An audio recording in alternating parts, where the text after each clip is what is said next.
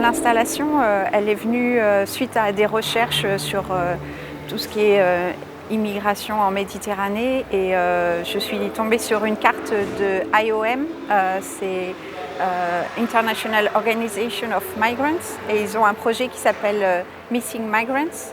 Cette carte m'a choquée par le nombre de naufrages et la quantité de personnes disparues en mer.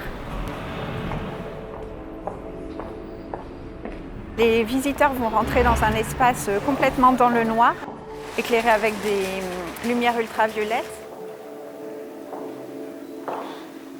Donc ici on a toute la côte libyenne, tunisienne avec les îles Djerba, Melita, et puis ensuite au plafond on a l'archipel maltaise et puis ensuite la Sicile à l'envers. Voilà, on a aussi une perte de repères dans l'espace. Les petites photos, celles-ci, les plus petites, ça représente entre 50 et 80 personnes. Et la plus grande photo qui est au plafond, à côté de l'archipel maltaise, c'est plus de 750 personnes. Et c'est sur 3 années seulement, c'est 2014, 2015 et 2016.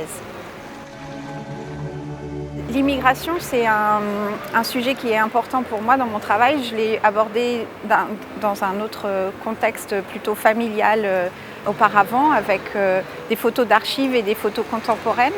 Et là, j'avais besoin de montrer autrement. En fait, je pense que le photojournalisme et la documentation est très importante parce que c'est nécessaire et il faut continuer à documenter pour montrer que ça continue.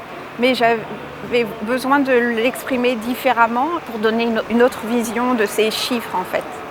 C'est plus immersif, on rentre dans un espace et c'est comme un ciel étoilé, c'est comme des constellations, ça fait penser aussi aux âmes humaines, c'est assez poétique et il y a cet effet magnifique, enfin, de beauté et après il y a un choc parce que quand on comprend le sens de l'installation.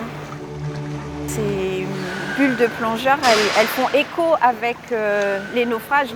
Je pense que les dernières images que les personnes voient, c'est leur propre bulle de respiration.